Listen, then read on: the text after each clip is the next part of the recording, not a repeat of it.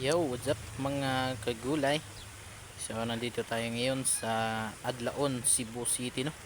Upang bisitahan itong nagtanim ng variety nating si Macho 2 F1. So ito pala mga kagulay ay malapit ng ma-harvest pala ito, no? So ito.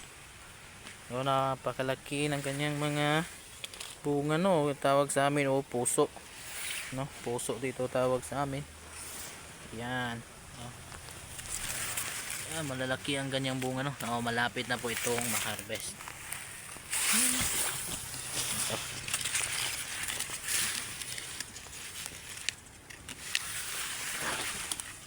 Ito pa.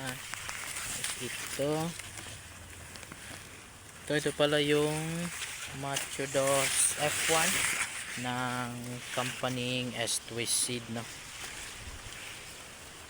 Makita natin, no? Kahit na malayo, no?